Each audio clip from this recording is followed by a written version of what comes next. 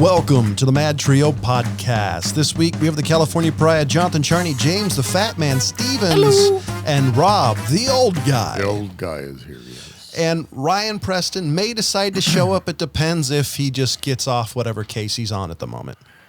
So one of the interesting thing happens, and I follow our local sheriff on the Facebook page, and our local sheriff department posted we're looking for these people, and they had masks on.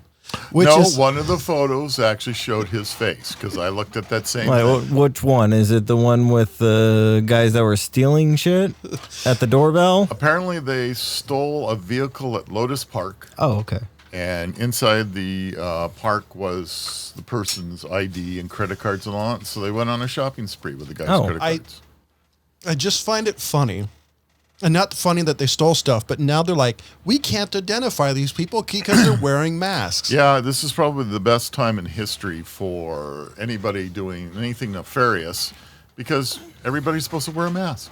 You know, I was over at one of the local banks, and I was driving up to one of the ATMs, and I had my window down. I heard one of the guys coming out of the bank, and he goes, "This is the weirdest thing to go into a bank with a mask on." So when I went into the bank and I said that, the guy says, "You know how many times a day I hear that now? It's not, I guarantee funny it. anymore. I guarantee it." But it's not funny anymore. Sorry, no. But I've seen the sheriff post a lot of things of help identify this person, mask or no mask. So it's not uncommon for the sheriff to be posting something and saying, "Hey, can you help identify this?" I mean, it's just funny now that you can't. There's like. Well, I was going to say you can't see him, but for some reason, all security cameras look like they're back in the 1980s. Especially, my thinking is, I mean, I'm pretty sure fingerprinting still works. Fingerprinting's really hard. Like, it's probably not even worth the cost of entry, honestly, unless it's over a certain amount. Well, in California, it's a high certain amount now. Well, I'm assuming it. You know, like say if you have like a split window Corvette. It's like a certain year they only did it. It's probably only 1 year. It's only 1 year. It might be worth them dusting for prints to see, okay, this car that's possibly worth $100,000. I'm talking about the front windshield. No, it's a rear window split. It's a split window coupe. Okay, I know what you're talking about now. Yeah, 1 year Mustang coupe. So I think it's 63. I'd have to. So that's the only thing I could see them doing it, because otherwise in the state of California with a $950 minimum to be a felon as far as stealing.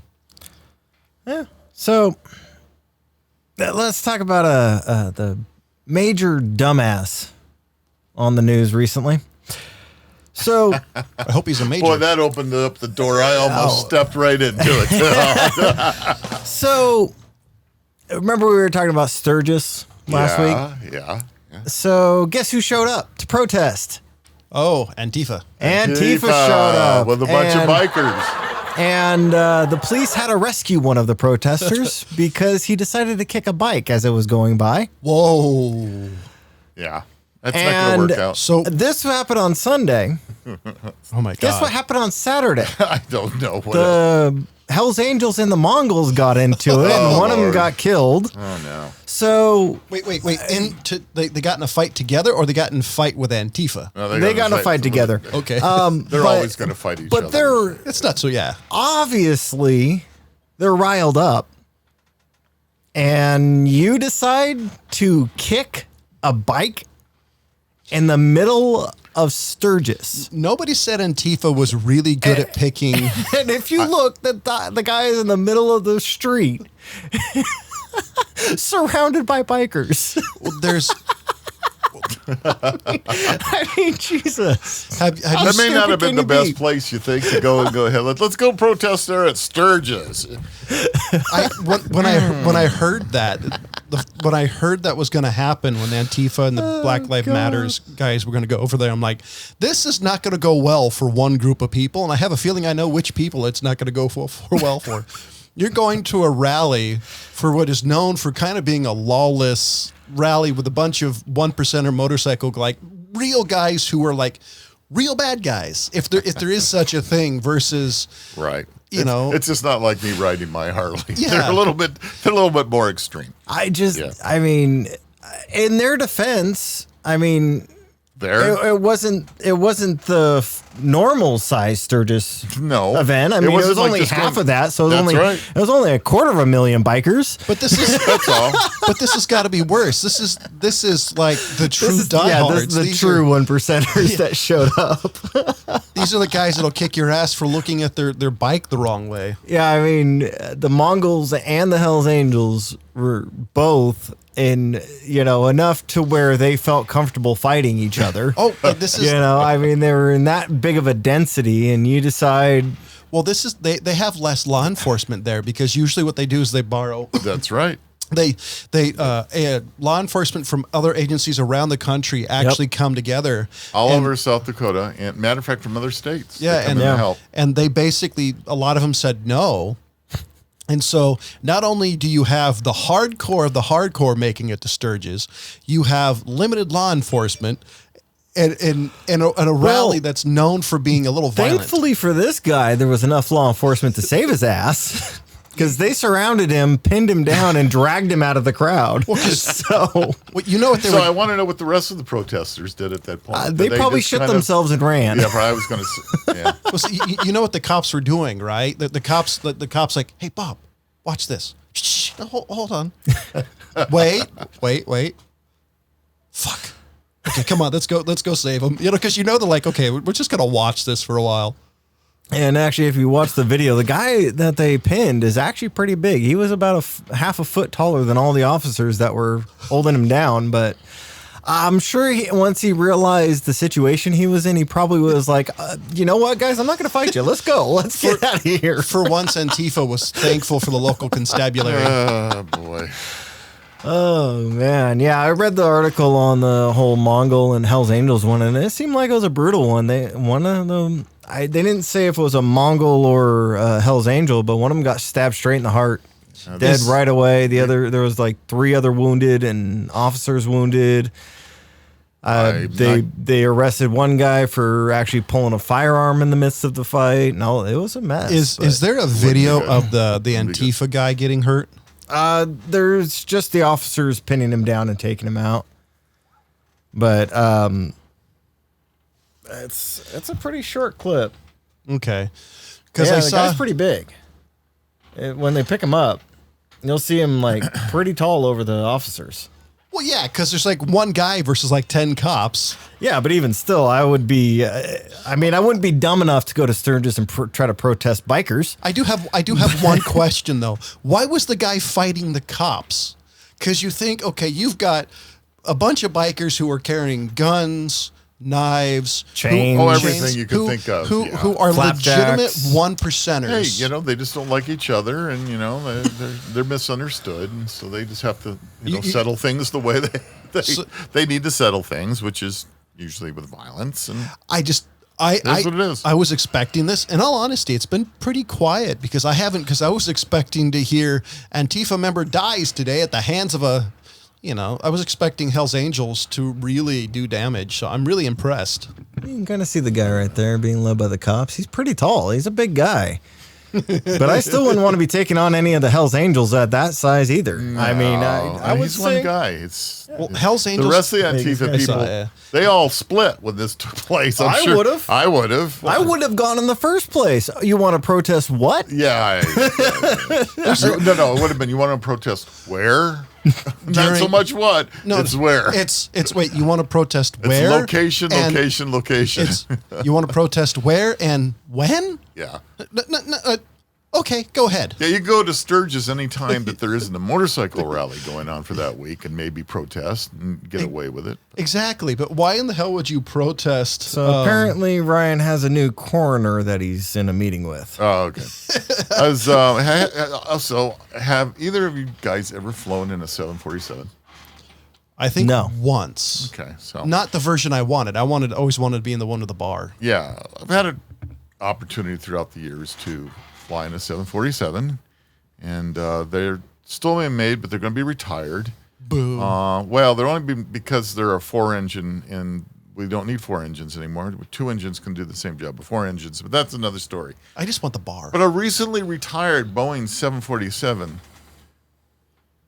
you know how they update the navigational systems and everything on 747s to this day? on a 3.5-inch floppy disk. Wait, what? How do they find a floppy disk? Do they just have a So 747s still use a 3.5-inch floppy disk to load updated navigational databases. I do have one question. What the software? What is the update in machine code? I guess. I mean, because I can't believe this. So this particular point, 747 has been retired, and it's now part of a tour with the virtual hacking conference that's going on right now. But since it's not connected to the internet, you can't hack a 747. Well, I mean, that's you true. update it with the floppy disks. But you're limited to 1.44 megabytes. So is this like Windows 95 being on like 20-something diskettes? I'm kind of curious about this. Yeah, How long does it actually take to get that update? Well, part of the issue, I guess, with the whole airplane thing is that their GUI interface is completely different than a computer interface, and it probably doesn't take as much processing power. Let me see if it talks about it anymore. It was a British Airways. It's just one particular aircraft. That's use calculation-heavy but graphics-low software that aids with flight mechanics.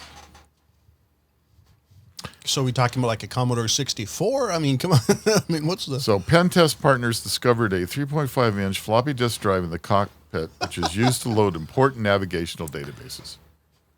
Oh, I mean... I'm just saying. 40 years ago, that was, high technology. Oh, it was. I know, but it's I'm like, just I don't know. What's the processing power? That's the only thing I want to know is what's the processing power of the plane? So as we get into it a little bit more, I mean, this was one particular part of the software that the aircraft uses. It wasn't all, the whole thing. That it's just this one particular database area, which it said it was calculation heavy but graphics low software to aid in the flight mechanics. So whatever flight mechanics are, that's what it was aiding in. You think that's how they keep them? Yeah, probably. Yeah. Yeah. I've actually seen that in person. It's like, oh, your disc is on the fridge. It's amazing that they didn't even update to like CDs or anything. It would be the old school CD-ROM. You had to have the case so you could put it into the CD drive. Yeah. Or, I don't know. Anyway, Yeah, I just thought that was kind of funny. Well, I'm thinking, okay, you can still use higher processors with floppy disk technology. Of course, yeah. So that's what I'm kind of thinking, like with John asking, what's the processing power and what's that? I'm assuming that they're just keeping part of the software on floppy disk and updating everything else. Well, there's a couple of issues, actually. It more has to do with whatever operating system, and I'm assuming the operating system Linux? is not... I'm assuming it's a system on a chip, would be my guess, versus like a physical hard disk, or et cetera. At least for the media operating system. But the problem comes with the fact is, does it have the drivers to actually run the floppy disk? More than anything. You want an interesting comment? It's I was reading comments, and it says one of the most interesting comments was from a visually impaired reader who said that the analog sounds of a disk helps them know it's being activated. And that the ultimate thing about legacy technology is it's still useful to someone. And you'll probably be surprised by who that is. The U.S. government. The airplane you're in. It's like, oh my God. Anyway, yeah, they're being discontinued anyway. So I thought I'd share that. For all those of you that are in the air right now flying on a 747, just think that part of what's going on is still on a floppy disk. There you go. So that's it. All right. Anyways, update on Mr. Martin, who is supposed to be in jail. He is self-exiled himself to finish his book. Oh, J.R.R. Not J. George Martin. Yes, George. You say Miss Martin. I'm trying to remember his name. He was the guy who made George R.R. Martin. Yes, Game of Thrones guy. So he actually put out a thing of his life now. This is his life. Every morning I wake up and go straight to the computer where my minion brings me coffee. I am utterly useless and incoherent without my morning coffee and juice, and sometimes a light breakfast. Then I start to write. Sometimes I stay out until dark. Other days I break off in late afternoon to answer emails or urgent phone calls.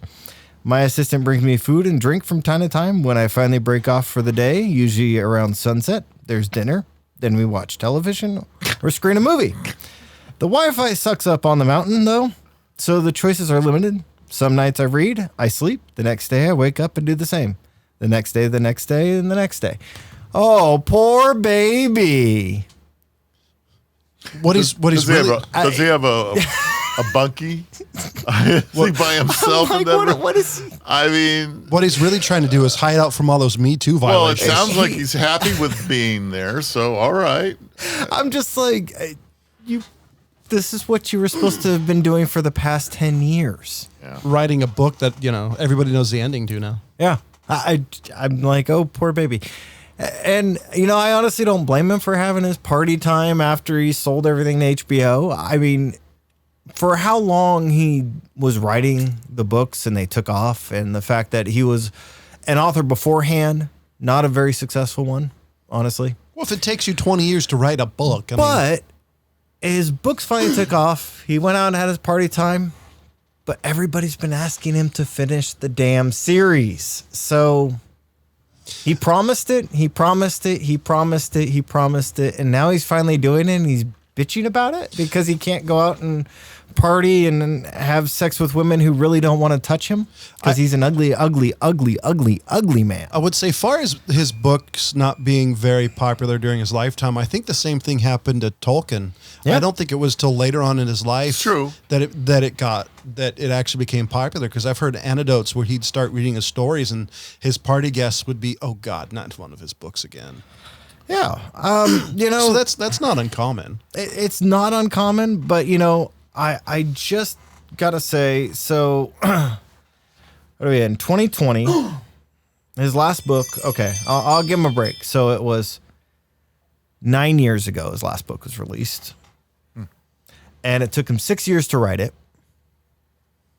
But it took off. I'm not sure how much he's worth now, but it's quite a few millions. When you had to write that many sex scenes in a book, it probably takes a while. No, that's probably the fastest part for him. Only if it was only. I'm not sure if that's an insult, but I'll take it as one, and that's hilarious. So say only if there were rape scenes. There were some. But I mean, I'm probably the only person on the planet that hasn't seen. I don't blame the guy for going out and having a great time, but when you promise something, as far as I'm concerned, you do it. So, but him with that whole spiel of, yeah, he's an ugly man. He's not a pretty man. He's a troll. Actually, I don't know if I mentioned this to you. So do you remember Outer Limits? Of course. So their pilot episode was actually a sci-fi story written by him. Oh. Yeah, I went and I rewatched some of the Outer Limits, and it was a short story based on George Martin. It was all about aliens and things like that. Which Outer Limits? The original. From the 60s. Yeah, what happened for the... Yeah. Okay, that's what I was going to say. I think so. Wait, let me think. No, I think it might have been the 90s. The 90s one. Oh, but the reboot. Anyways, yeah, the reboot. All right. But anyways, it was still, I mean... Sure. It wasn't that great of a story, honestly. But I was just thinking, he was unsuccessful for a long time, and then his books become popular. They get out there, and I don't blame him for taking the money and having a great time. But when you got something unfinished... You know what? If you've been successful and you've earned your money, good for you. As far as I'm concerned, he did earn his money. Yeah. He's written a lot. So he has written a lot of short stories, novelettes. And you don't have to like the person stories either. But I don't like him at all. No, but he's an asshole from everything I've seen. Even the behind the scenes things where you're sitting there and listening to him talk, you're like, man, I don't like you. But I mean, his stories are really good. I read his books. I watched the series. He probably had a real bad childhood. I mean, his mom had. That's what everybody blames it on. I mean, we can go Freud on this thing and tell him, his mom had to tie a stake. His mom had to tie a stake around his neck to get the family dog to play with him. Maybe so. Anyways, but I just saw the thing of him just being like, "Oh, this is my life now," and I'm like, there's a lot of people who are basically quarantined. that are being forced to do that, and they would probably love to have some servant come and feed them breakfast. Well, it sounds a lot like prison. It does, but from his description. So I think that's what he's trying to make it out to be like. I self-jailed myself for you people. There you go. I am sacrificing so much for you. Look what I'm doing. And I can kind of see being kind of a jackass when it comes to your material, because as HBO or any place, especially when you have a producer and a showrunner and all that, and you have people who answer they're always wanting to tweak things and change things. So I can see being, hey, I want this to be true to my vision, even though that doesn't always transfer. The famous one was Christopher Tolkien pretty much died hating Peter Jackson. Absolutely loathed Peter Jackson because of what he did to his father's stories. Whine and cry. You got paid for it. It's got to be turned. Somebody's got to turn it into a movie script. Well, his dad sold the rights allegedly in the 60s. And it was an interesting, it was a pretty good deal that they got. He actually, I think he had to sue in order to get the money that was owed to him. But I can see being a dick just because, you got to, if nobody's going to fight for you. And, so did you know the Department of Defense has approved the establishment of an unidentified aerial phenomena task force? Is it stationed in Roswell? So, it used to be Project Blue Book, right? Yeah. And then the Air Force said, no, we didn't have it. And then they finally said, yeah, we did have it. Now they have literally approved an unidentified aerial phenomena task force, or UAP or UAPTF, depending on what you want. Okay, so it says here that the task force will investigate unidentified aerial phenomena that could threaten U.S. national security. Well, as far as I know, that's been around for a while. They just haven't really... Yeah, they didn't really make it official, and now they've come out front because so much of this stuff is leaked out now. That doesn't necessarily mean aliens, though. Well, it's... hold on. It's true. Here's my unidentified aerial phenomena doesn't say aliens. Here's my conspiracy theory, and it could be Russians. I was going to say, because if you look at the SR-71 back when it was being made in the 50s and 60s, there was nothing like the SR-71 period around the world. So when people saw this thing moving fast, everybody thought it was a UFO when it just happened to be. So explain Battle of Los Angeles. Michelle Rodriguez.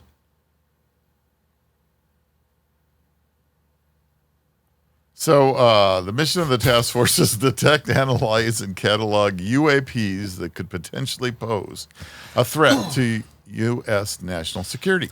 Okay, but so this tracks with the June Senate heard committee of report. Any real. Are we going with UAPs now?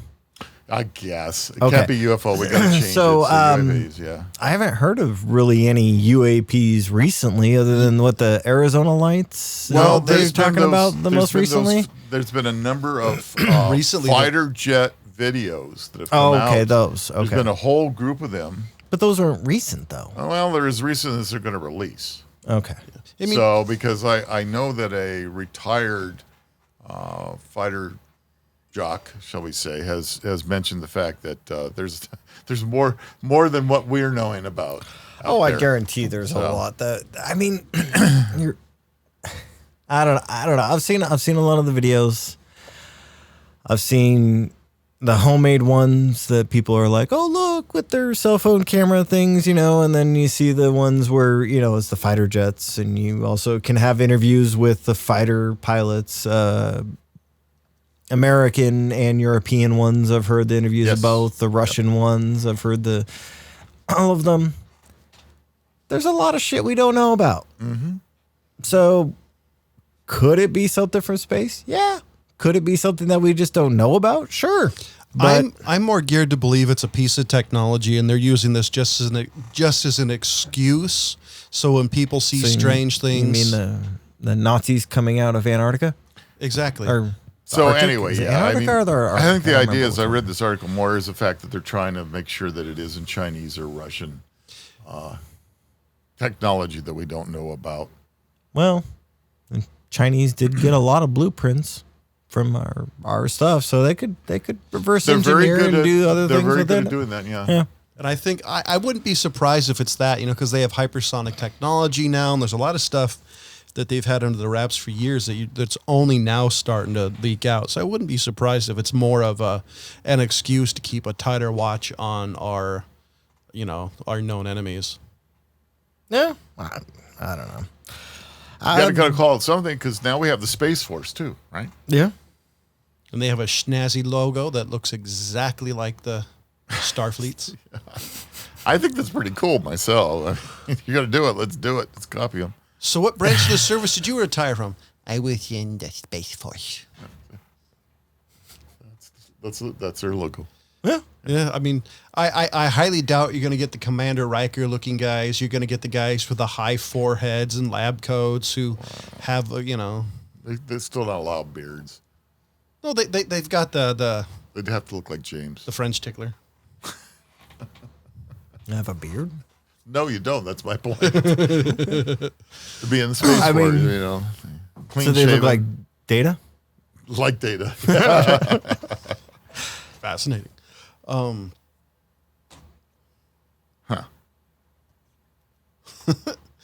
Anyway, trying to find some nice segues.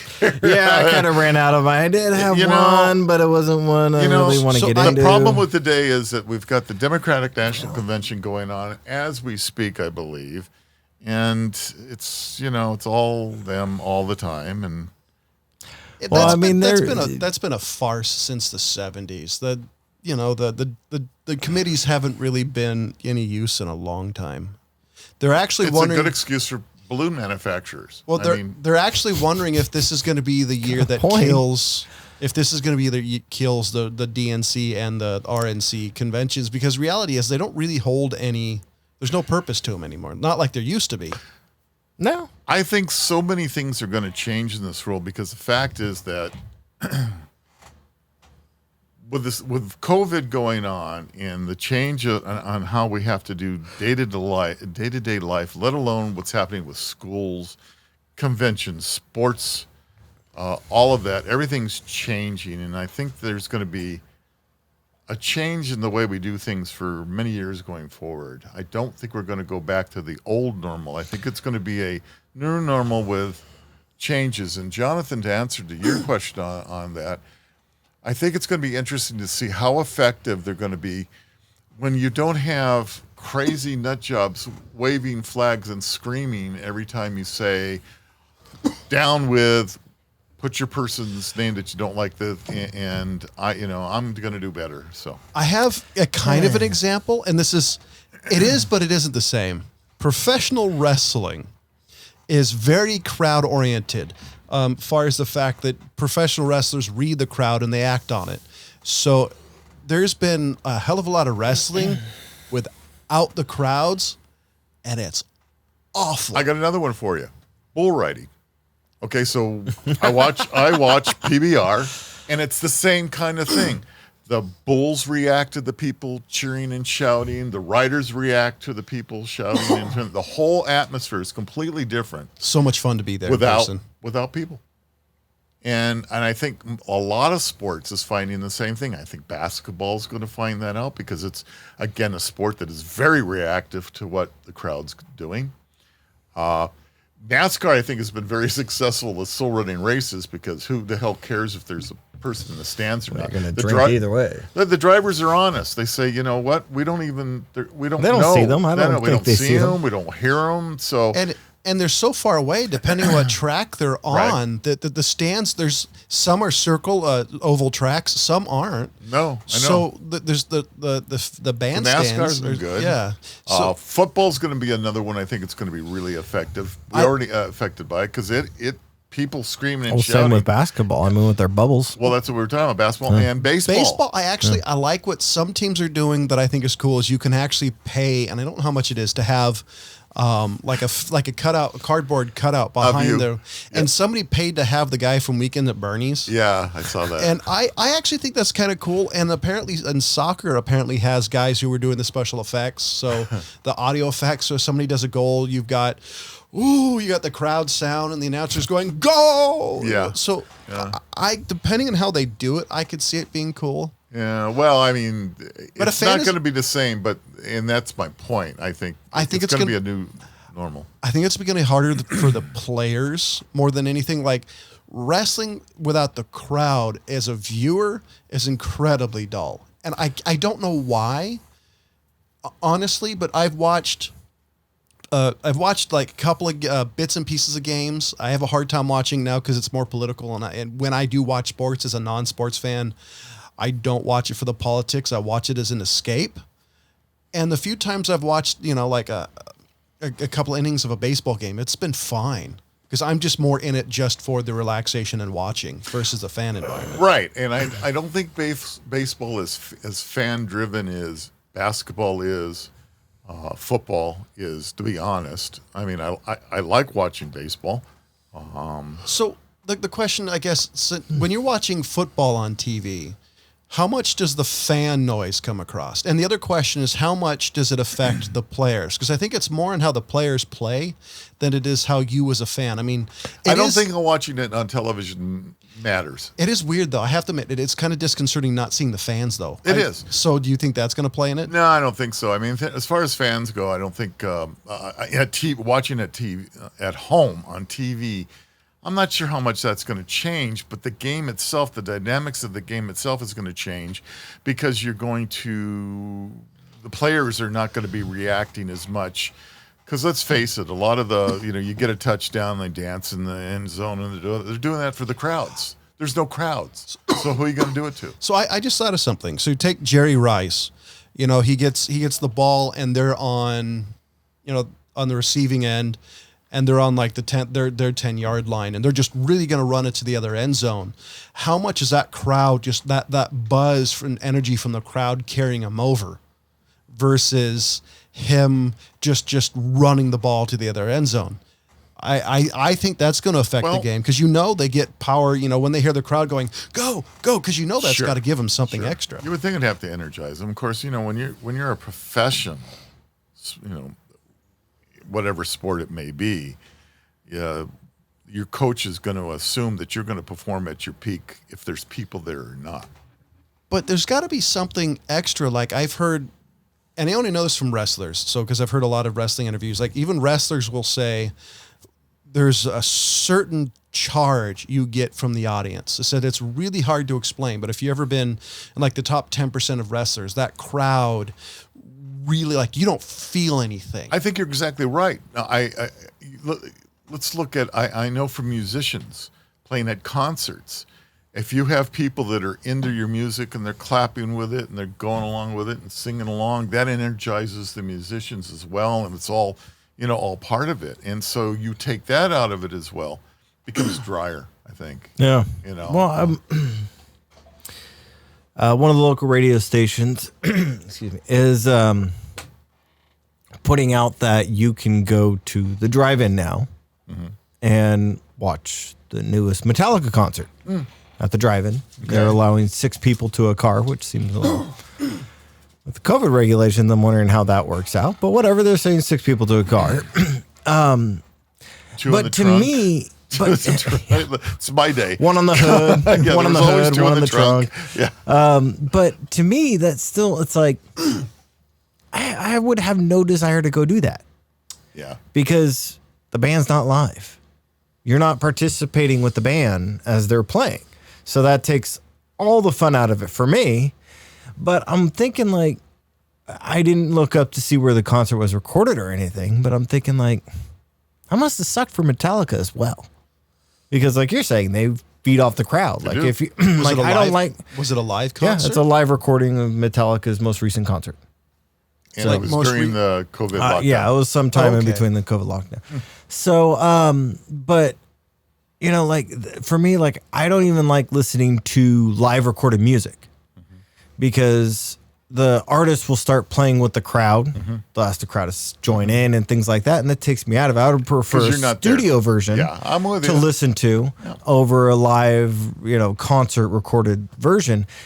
And the other thing is, like, I've noticed that a lot of musicians will do different things versus the studio versus the concert because, as you said, they're participating with the crowd. So, yeah, I could totally see concerts being a more difficult thing to be doing. Yeah, I mean, if there's no crowd there, why would Mick Jagger want to dance up and down the stage all day long? And I wonder how many musicians are going to come out of this and be really stressed financially, because I mean that's a lot of bands, concerts, musicians, any of those stuff. That's where they usually make a lot of their money is on the road. Not as much as they used to, because nowadays if they have a record label, the record label now gets a cut of everything they didn't used to. The swag, the They still make the bulk of their money. So why do you think they tour 360 days a year?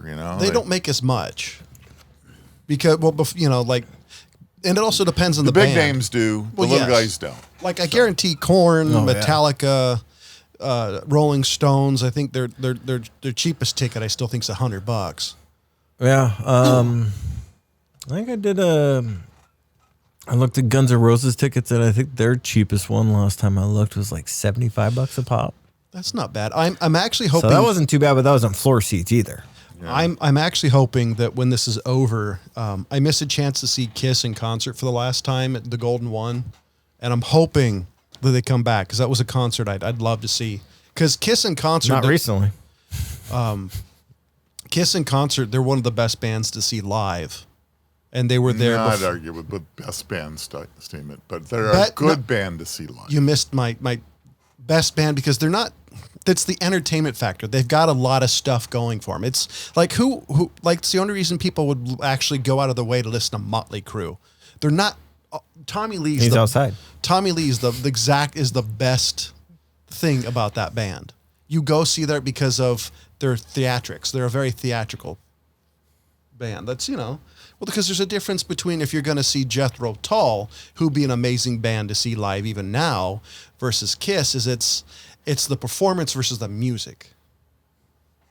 Because I've never heard anybody say that Kiss is the most amazing playing band. I've never heard anybody make that claim. Yeah. Okay. No, you don't get it. Do you have a cricket sound? No, I think they're I know he does. He's used to it. Oh no. See, some people get it. I mean, some bands, people in a can. Some bands you want to see live because it's the show. Some bands you want to see live because of the music. Yeah, I mean, there's a few bands I wouldn't mind seeing for the music, but I never went to a band for a show. I think that's why some people go to Kiss concerts and other things is because I've gone to bands for the mosh pits. Yeah, but that's a whole different thing. That's you. That's you. When I'll tell you what bands I wanted to see. The bands I wanted to see that were able to play live as well as they were able to do their studio recordings. And I can only think of a handful of bands that could actually pull that off. I'm trying to think. And those are old school bands. Well, they can do that. Floyd? Well, they can do that. Floyd was close. Zeppelin? Close. They can do that now, but it's all because of digital processing. Obscure bands like Gentle Giant. Okay. Some of their stuff was just unbelievable, and you can't believe they could do that. And you hear their studio recording, and you go see the concert, and it sounds just like it. And it goes, my God, these guys can actually do that. And that's what is really amazing to me is when you have thing like Well, I mean, I was going to say, we should preference that because nowadays they can do it just by the sheer amount of digital processing behind that's it true. versus like the old school bands or like the bands that like the Jack White and the White Stripes. You got bands who love doing it the old school way versus, what they do now. Because I saw Tool once a couple of times in concert, and it was for the Lateralis tour, and they sounded exactly the same. I don't know if that was because of processing or musician ability. Probably a mix. Yeah, maybe. I don't know. Because they're a fun band to see live. Nowadays, it's different, so I do understand that. I don't know. Actually, there was one band that there's a band called a Pop Tigma Berserk, and they're kind of like a techno band. And when you actually saw them in concert in San Francisco one year, and they did like heavy metal version of all their songs, that was kind of amazing. I was not expecting metal.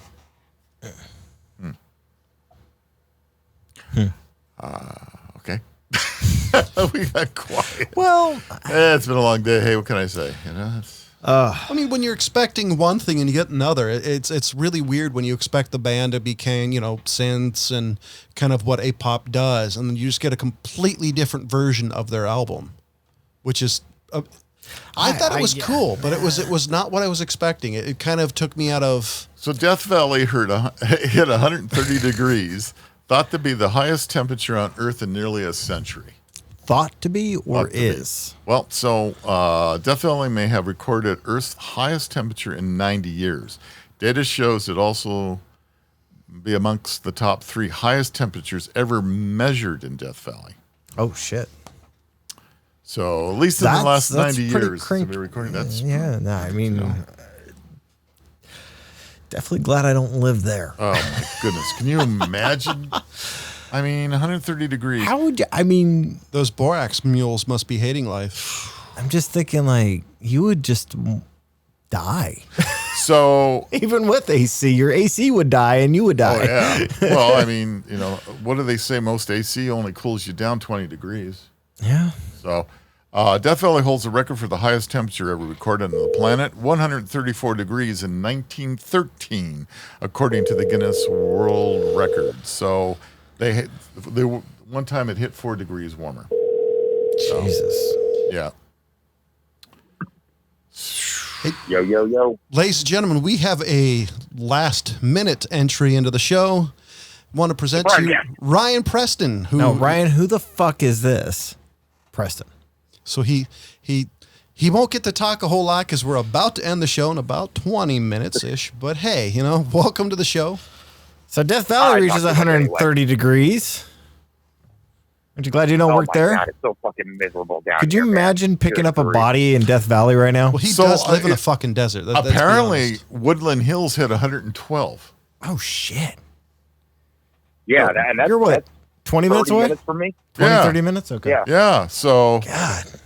And it was a record of 92 degrees at my alma mater, UCLA. I'm surprised PG didn't give us a fuck us today. Miserable out here today. Oh, I wonder what poor people... Luckily, I work in one of the industries with a fucking walk-in cooler. Yeah, no kidding, huh? No, I used to work at a restaurant, and we had 3 walk-in coolers.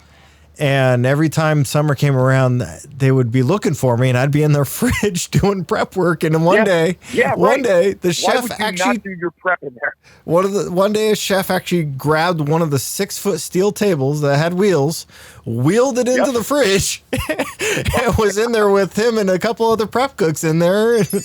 We came in, the restaurant was dead quiet. We're like looking around. I'm like, where the hell is everybody? And I go to put something away in the fridge. I'm like, hey, you're stealing my idea. He's like, it's a damn good idea. Damn good idea. Right? Hey, for one, your lettuce won't wilt that fast when you're in the fridge.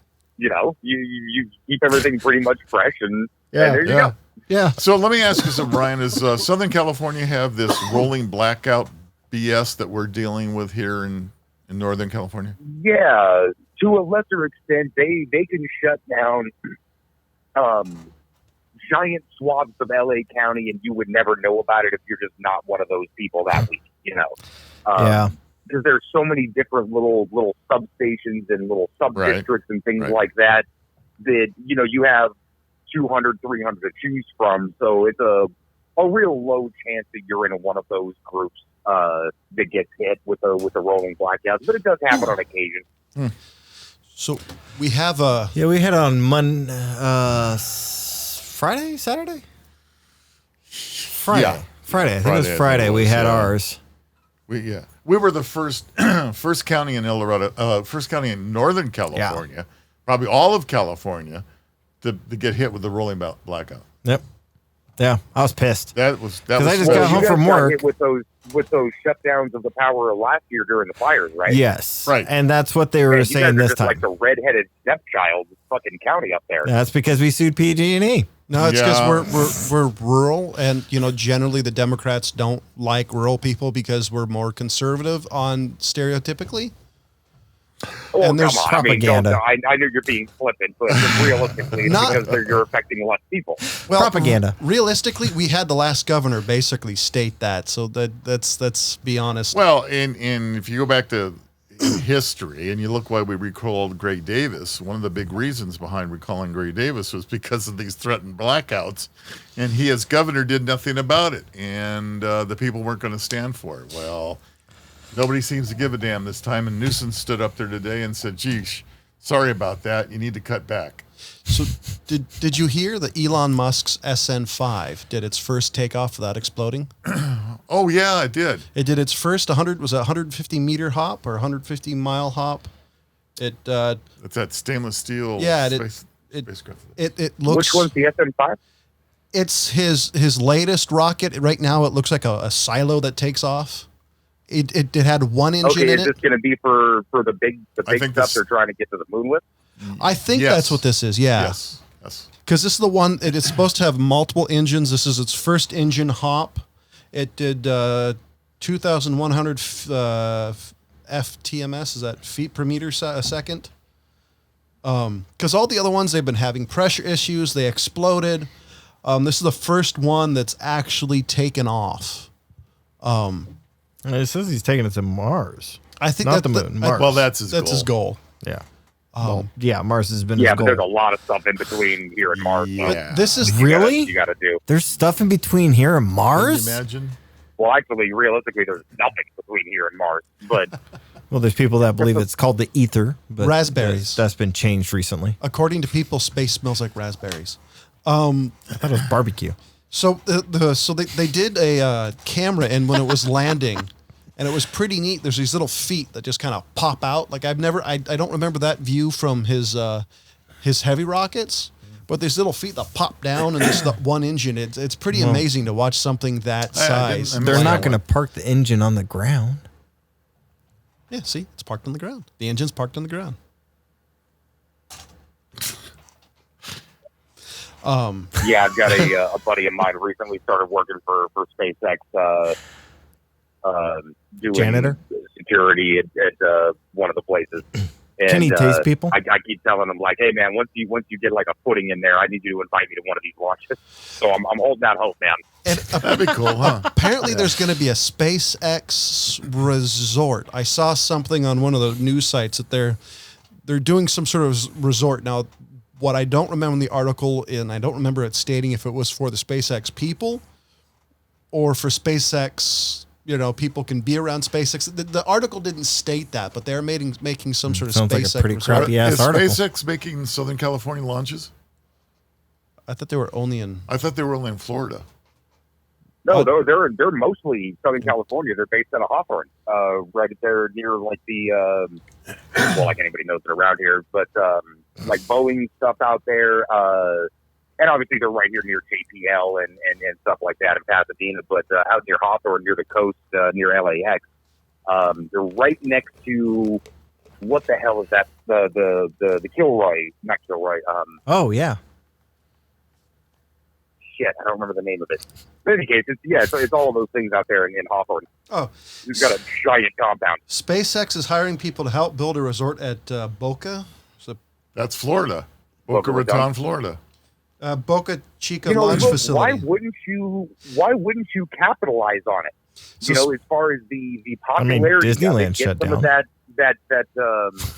Well, obviously this is going to be some years down. Well, the Hold on. Let me. The problem is just like when I wanted to go watch one of the their Texas facility. SpaceX is hiring a resort development manager to develop Boca Chica Village in Texas into a 21st century spaceport and the company's first resort. This is more information than I got the last time I looked at it. So that's the Texas. Man, if resort. you can, as a citizen, buy like a ticket to this resort, not a ticket to, like go stay at this resort, and part of that experience is, you can be here during a launch, gives you a decent view, maybe across a body of water or something like that. So it's gonna be like Jurassic Park. Well worth a trip. Right. I would rather go to this than get a chance getting eaten by a velociraptor. Well, the biggest problem is that Yes, these flights do have a tendency of being canceled. So let's say you book your whole 1 week vacation, and we're gonna watch it, and it's been canceled for the next. But you can imagine a 2001 Space Odyssey resort. To cancel it for a day and then redo it the next day, weather permitting kind of stuff. Well, obviously there's that as well, but many times because of the fueling and refueling in past history, it's so difficult on the vehicle itself that it takes weeks for everything to get back to the right range for safety and other things on these launches. So, I don't know, with SpaceX, they seem to be so successful with everything that you probably have a better luck at it than what we did with NASA. Because I never could time the shuttle takeoff right. We were in Florida for 2 weeks trying to catch it, and we never could. How long was the delay on their most recent one? What, 3-4 days? Oh, I thought it was a week. Was it a week? I thought it was a week. Do you remember? Right. With the rain? The most recent SpaceX It was launch? typical Florida situation where they had lightning. It wasn't very long though in consideration of a launch. They were pretty quick. As of 2020, SpaceX operates 4 launch facilities: Cape Canaveral Space Launch Complex, Vandenberg Air Force Base, Kennedy Space Center, and the South Texas launch site. Okay, so Vandenberg is where Air Force Base is where they are in Southern California then. Right. Yeah, that's the one that I saw. I was actually the first one that I think they launched from Vandenberg. I happened to be given a coworker a ride home, and this dude, we were literally talking about, because my boss, who shall remain unnamed, especially what you've said about him on this show. No, different guy actually. Oh yeah, sure. Yeah, now it's a different guy. Would like on occasion bring up like, oh yeah, I've had alien experiences, and you're just like, what? Excuse me? like Cartman? Please go into that story, and oh no, this alien experience, and they visited me, and you're just like, okay. But in any case, we were talking about it that day, and he was getting my opinion because I'm ever the skeptic, right? And we're literally talking about it that day, and on the way home, he's like, hey, so you think that aliens thing is bullshit, right? I'm like, yeah. And he's like, then what the fuck is that? And he points up in the sky. And here's this, obviously real far away, this like, how to describe it? Like a red stick, okay, that from my perspective was about maybe 3 inches long, just streaking across the sky. Obviously, from that distance, you can't see the rocket itself, but you're seeing the propulsion coming out of the back of it, and it is red, not like an orange like fire, but like red, like red. And I'm like, I literally stopped the car. I'm like, dude, I don't know. Like, you expected me to have some smart answer for it, like, oh, so you're a smart guy. What the fuck is that? I'm like, dude, I have no idea. And we're watching it for like a good 30 seconds, and I'm like, dude, that has to be a rocket. That has to be a rocket. So I start Googling, and sure enough, 5 minutes earlier, they had launched a rocket. And then we start really paying attention, and you can see the stage separations. And even from a couple 100 miles away, or actually it's not even that far, probably more like... So it was a UAP for a moment. I mean, dude, yeah, for sure. I'm for a good couple of minutes, I had no answer for what I was looking at, and it was a fantastic experience. All of a sudden, he's Mulder looking for aliens. Yeah, no, he's going, hey, this is great. Everything's going to change. There is alien life out there. Take me to your leader. Well, and you know what? What I keep trying to tell him is just because I don't know or just because you don't know doesn't mean that nobody knows. Yeah, that's true. You know, it's the argument from ignorance. Like, oh, because I don't know, that means nobody else knows. Like, no, somebody out there could know. Yeah. You know, and just because I can't come up with a reason doesn't mean there is none. Well, it's like, you know, I really do enjoy a lot of quotes from Men in Black, and there's the one where, you know, Tommy Lee's telling Will Smith, you knew this a few minutes ago. Now you know this. What are you going to know in a few minutes? Right. Yeah. Just because it's unexplainable at the time doesn't mean it's not going to be explained at some point. I think it'd be great if there really was that Men in Black thing going on. Well, yeah. It'd be way but cool. imagine what we wouldn't know if we just stopped at the answer at, must be supernatural. Well, the Earth is flat. No need to look any further into that. Yeah. Ryan, the Earth is flat. Yeah. I've actually, the funniest thing about that is I've actually read recently that even back when that was allegedly true, not a lot of people believed the fact the Earth was flat. No, John, if you go too far, you're going to fall at the end of the Earth. Well, Copernicus, for Christ's sake, was the guy. I mean, that was so effing long ago. Well, no, I mean, because you always hear, they used to believe the Earth was flat, and you hear I only brought that up because that was the beginning of the quote. Right. I just forgot that part. But, 100 years ago, people knew the Earth was flat is where he starts off. So, okay. Yeah, that's right. And Elvis just went home. Yeah. But I just thought it was interesting, the fact that they, it wasn't a common belief that the Earth was flat. Yeah, but it was so open to interpretation. I mean, imagine how much stuff was created just by, somebody looking at the elder of a particular tribe saying, hey, we don't understand why this thing just happened. You are the elder. You have the answers. And the guy just had to come up with something. And I guarantee most of the time it was a sarcastic answer. Seriously. And then people were like, okay. Rolling his fucking eyes. But on the other hand, within the last 5 years, I had a pretty major argument with a person that the Coriolis effect on bullets is a real thing. Like, no, it's not. It's like, yes, snipers actually have to. What did they believe, that it just continues straight? Yeah, that like was, a laser. That wasn't a thing. I actually had to explain to them. That's Hollywood. Hollywood caused all the misconceptions. I mean, Shooter kind of goes into that. The movie Shooter goes into the Coriolis effect and how that works, and the bullet drop. One of the very few movies that actually got that part right. But I actually had to explain to them the fact that that long distance shooting, isn't you have real? to do that. You can't curve a bullet. Yeah, by flinging a gun. Damn, did I want that to be real, bro? My worry was how many people went out there and tried that. That's why Mythbusters did it. Jeez, yes. Well, luckily Mythbusters did it for us. But what I was actually looking into was, I was looking into what's called the Magnus effect, which is like if you've ever seen somebody curve a soccer ball into a net. Yeah, that's what that is. It's creating the high pressure, low pressure via the spinning of the ball. And I was thinking, okay, maybe you can design a particular type of projectile that reacts on a certain spin. On a 6-inch barrel, Ryan, you are not going to be able to flip a gun to cause enough spin on a pointed projectile to make it curve. So Ryan's point is with a shoe. This is why I was thinking with a musket ball. And a long barrel. Obviously, you gotta really ramp up that spin. And I was thinking this might be possible over like a few thousand yards kind of deal, but no, it's just not. By the way, if you can just swing an old school black powder rifle, that you got some pretty strong forearms. Dude, you knock yourself out. So I'm not talking about the swing the barrel. I'm talking about create the spin via the rifle. So that's why they have the Meunier ball, actually. So the Magnus effect is an observable phenomenon that is commonly associated with a spinning object moving through the air or another fluid. The deflection can be explained by the difference in pressure of the fluid on an opposite side of the spinning object.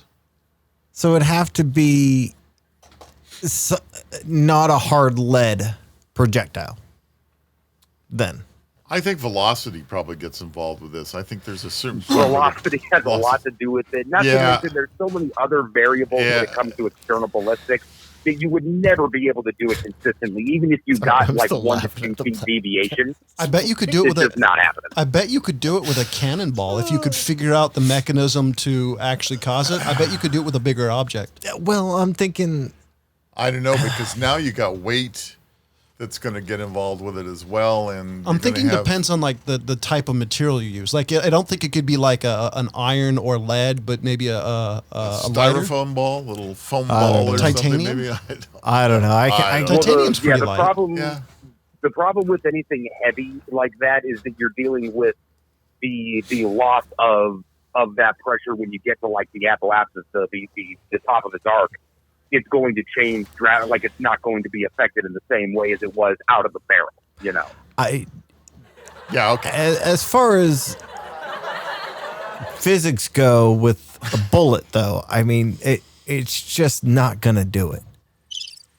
No, it just wouldn't happen. Trust I mean, me, I wanted maybe it to if be a somebody, thing, but I looked into it for a while. if somebody's on like 100 yards away from the line of fire of your projectile bullet with a super magnet that's following it, Super magnet. you might be able to get it to curve to the magnet, but Except I lead is guarantee it's not going to work. Lead is non-ferrous. That's true. But I'll tell you, I mean, that's the I'll only tell you what's thing I can really come up with surprising. is some type of other force to draw the bullet over. It's just not going to happen.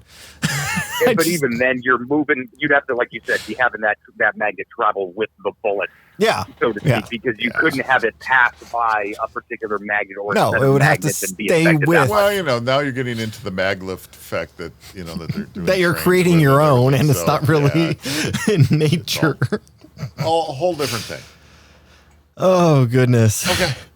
Oh, man. I mean, if Wanted was real, that would have been cool, but Gun Fu is not real. I'm sorry, people. Gun Fu is not existent. That being said, that movie was so much fucking better than I thought it was going to be. It I was thought cool. gonna It be was some cool. Stupid Yeah, ass. I was bet. enjoying that flick.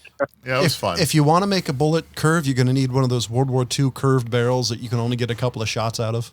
Yeah, right. But Well, that's still, what I the was gonna bullet's say. flying I on was a shocked- direct line from the end of the I barrel. was shocked how technically it much a curves. bullet will follow Not a once it set leaves of the end of the pipes. barrel. Like there's a. Are you guys familiar with Demolition Ranch YouTube channel?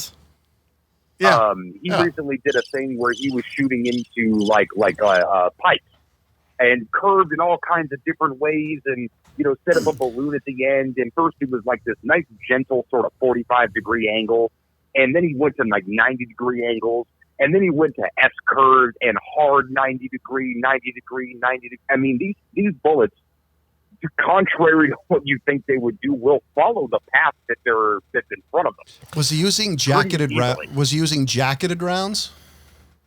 Yeah.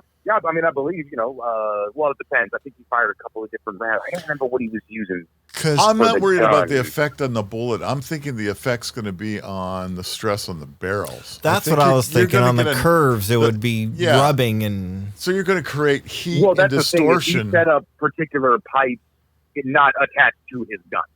Yeah. Okay, so you're shooting there you go. into the pipe. And the pipes are curved. The bullet. Oh, I okay. can see that. and Now, what I'm thinking, how interesting would it be? Like you have a particular place to defend. You set up a bunch of fucking pipes. Like those All around the tubes that corners. people have. Yeah. All around the corners. And all Yeah. you got to do is someone's coming around number one, pump a fucking round into number one. There you go.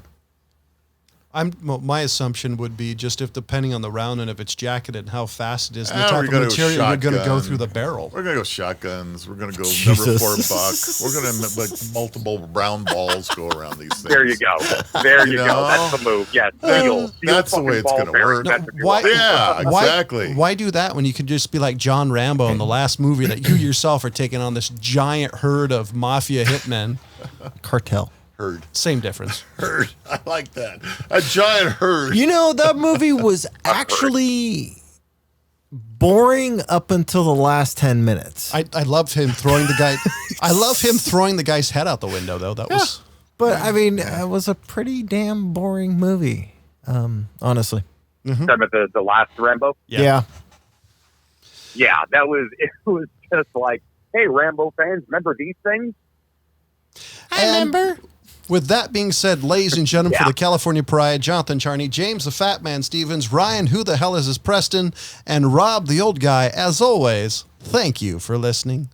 Goodbye. Goodbye.